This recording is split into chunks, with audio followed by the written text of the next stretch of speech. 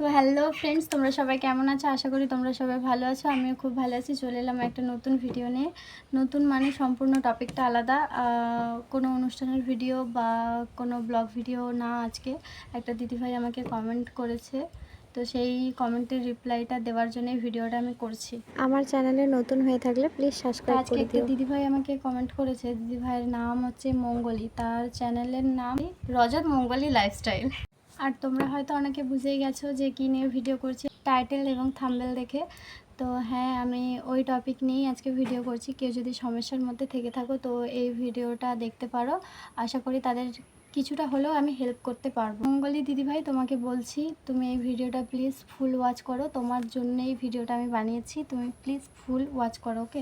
মানে ওই দিদিভাই যে কমেন্টগুলো করেছে সেগুলোর ফার্স্ট কমেন্ট হলো, বনু তুমি কি করে ভিডিও ভাইরাল করলে? আর সেকেন্ড হলো যে তুমি কি প্রত্যেক দিন ভিডিও আপলোড করো? তো দিদিভাই, আমি তোমাকে বলতে চাই যে এটা তো অনলাইন প্ল্যাটফর্ম, কার কখন কিভাবে ভিডিও ভাইরাল হয়ে যায় কেউ বুঝতে পারে না। তো সেরকম আমার কখন ভিডিও ভাইরাল হয়েছে আমি বুঝতে পারিনি। তো আর ইউটিউব তো অনলাইন প্ল্যাটফর্ম, কেউ জানে না কখন কার ভিডিও কিভাবে ভাইরাল হয়ে যায়। সব কিছুটা পাবলিকের ওপর ডিপেন্ড করে।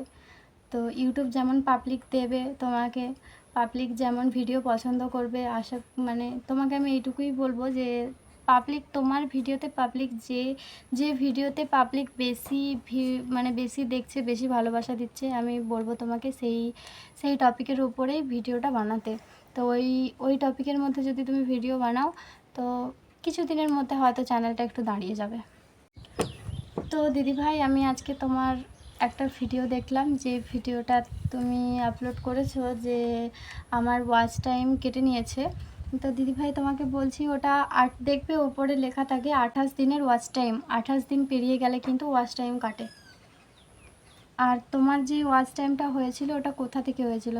মনে হয় শর্টস থেকে হয়েছিল। শর্টস থেকে ওয়াচ টাইম কিন্তু কালেক্ট হয় না। তোমার যদি শর্টস থেকে 4000 ওয়াচ টাইম হয়ে যায় তোমার কিন্তু মনিটাইজেশন হবেই না, কারণ শর্টসে ওয়াচ টাইম কালেক্ট হয় না। শর্টসে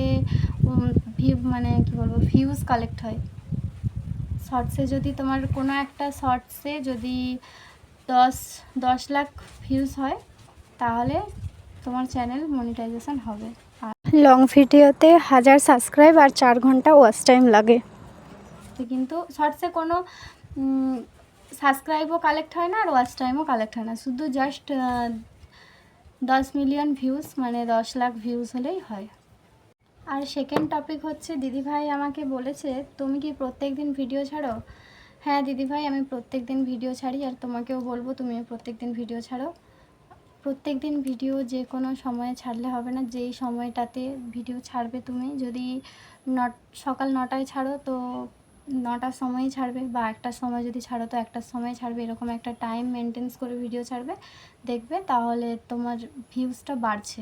আর দিদিভাই, আরেকটা তোমাকে কথা বলে রাখছি, তুমি যদি দিনে 6টা, 7টা, 8টা, 9টা, 1টা যটাই ভিডিও ছাড়ো না কেন প্রত্যেক দিন চেষ্টা করবে ওরকমের ভিডিও ছাড়ার। তাহলে ইউটিউব বুঝতে পারবে যে তুমি এতগুলো ভিডিও ছাড়ো, একই টাইমের মধ্যে ভিডিও ছাড়ো, দেখবে তোমার চ্যানেলটা গ্রোথ হবে। আর বলছি যে তুমি শর্টস ভিডিও আর লং ভিডিও দুটো আলাদা চ্যানেলে ছাড়ো, তাহলে বেশি ভালো হয়।